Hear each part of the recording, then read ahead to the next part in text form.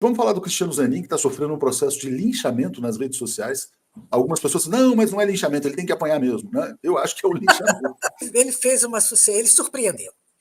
Ele surpreendeu, porque as pessoas, mesmo sem conhecerem o Zanin, a não ser na defesa de Lula, se comprometeram, fizeram campanha para ele ser o ministro do Supremo. Eu mesma fiz. Mas ele decepcionou, porque ele veio sucessivamente dando votos extremamente conservadores, até mais conservador, às vezes, do que os ministros escolhidos pelo Bolsonaro. Isso gera uma decepção. Eu acho que ele, agora sabemos, é um conservador,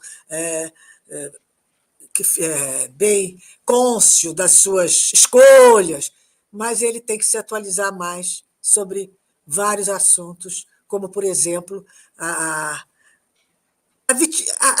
o ataque, o massacre dos negros no Brasil, a questão presidiária, os nossos presídios superlotados, estamos chegando a 900 mil presos, na grande maioria negros e pobres, na grande maioria por pequenos furtos, na grande maioria por terem sido flagrados fumando uma maconha, puxando uma maconha, na grande maioria.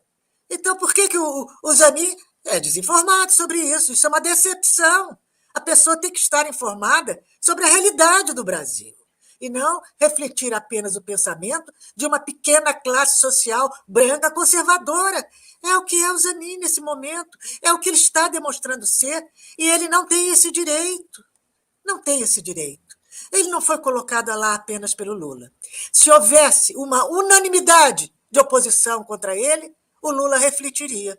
Ele foi colocado também pelos que abertamente lutaram para que ele fosse conduzido para aquele cargo, porque a gente acredita na sua competência e acredita que ele tem noção de causas, de questões de justiça social, das questões raciais, das questões LGBTQI+, e, ao que parece, ele não está bem enfronhado nesses assuntos. O Lula está sofrendo, de fato, pressões para indicar uma pessoa para a segunda vaga, na vaga que vai ser aberta pela aposentadoria da Rosa Weber, uma pessoa, assim, a mulher negra, aquela coisa toda que muitos defendem, ou alguém que tenha posições mais alinhadas ali com a esquerda supostamente identitária. Né? Não estou aqui fazendo nenhuma crítica, só a constatação. Mas a informação é essa, o linchamento do Zanin não deve influenciar a decisão do Lula, e tem 3 nomes que são os favoritos. Bruno Dantas, ministro do Tribunal de Contas da União, Jorge Messias, ministro da AGU, e o jurista Luiz Felipe Salomão, do STJ. Aliás, os 3 estavam no Guarujá, num fórum promovido pelo Grupo Esfera, eu estava lá também. Falei com os 3 são extremamente preparados, são muito qualificados para essa segunda vaga também.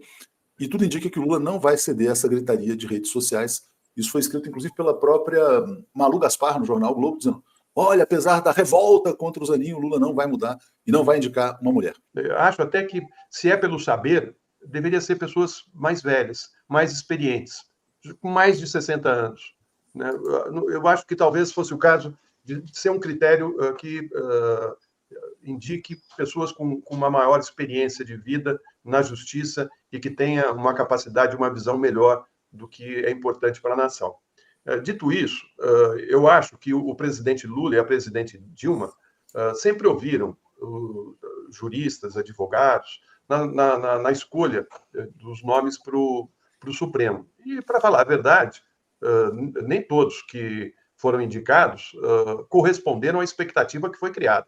Muitos, inclusive, mostraram que foram oportunistas. E eu não vou citar nomes aqui, mas a gente sabe quem são essas pessoas. O Zanin não foi uma escolha que o Lula tenha perguntado a vários juristas e advogados se deveria ou não ser indicado. Foi uma indicação muito pessoal dele, muito pessoal. Dentro de uma experiência que ele teve de vida nesse período em que ele estava sendo processado pelo Sérgio Moro, e o papel que o Zanin teve como advogado nesse processo que culminou com a prisão dele e depois com a soltura através das informações que vieram com a Vaza Jato.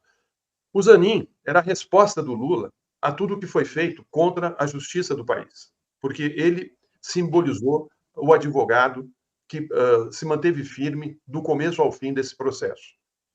ele tem, sim, conhecimento jurídico, né? E certamente essa foi uma resposta que o Lula deu a todos aqueles que se movimentaram e inflaram a Lava Jato. Está aí a resposta, foi o Zanin.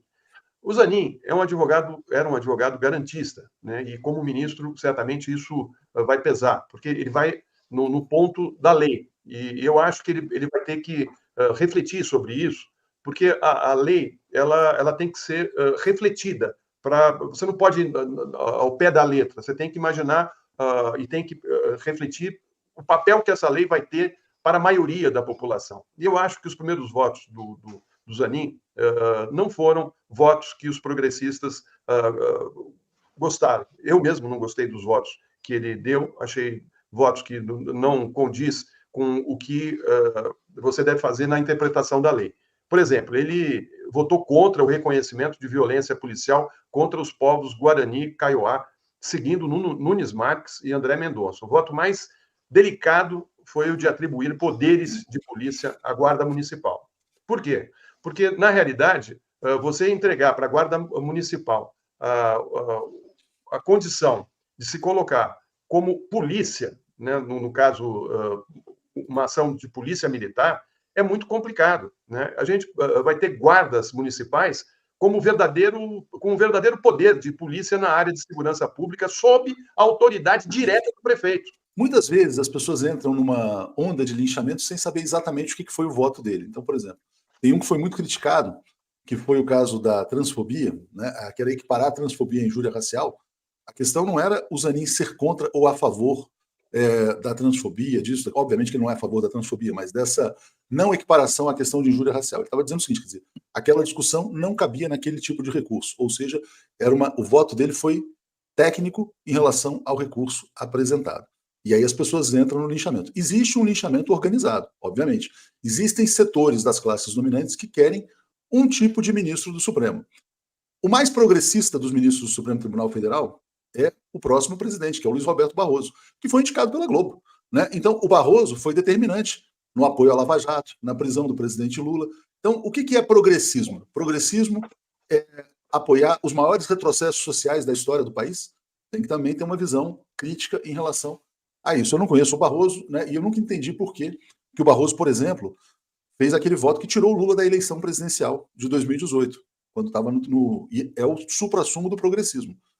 A outra questão que o Zanin também coloca é o seguinte, quer dizer, que não cabe ao o Supremo Tribunal Federal, ele não legisla, ele deve aplicar a lei. Se a lei é reacionária, vamos colocar assim, quer dizer, ela tem que ser mudada no Congresso, né? Então, é uma questão que merece reflexão, né? Quem deve fazer as leis? É o Congresso. O Zanin está sendo linchado. Eu sou a favor da legalização da maconha, já falei isso 500 mil vezes. Ontem tinha um artigo do Rodrigo Pacheco, presidente do Congresso, na Folha de São Paulo, protestando contra essa decisão do Supremo, que, aliás, passou sem o voto do Zanin, porque ele foi derrotado no julgamento, e o argumento do Rodrigo Pacheco, inclusive, era mais ou menos parecido, né? Mas ninguém está linchando o Rodrigo Pacheco. O linchamento é o Zanin. Por que o Zanin está sendo linchado? O Zanin está sendo linchado porque querem um ministro do Supremo Tribunal Federal deles. Aí algumas pessoas dizem, não, mas nós queremos o nosso, o progressista. Tudo bem. Agora tem que perguntar o seguinte, o Lula está insatisfeito com o Zanin? Eu acho que não. E eu acho que, só repetindo aquele ponto, acho que o Lula não vai se desviar da intenção de indicar alguém para o Supremo Tribunal Federal comprometido com a sua visão de Estado.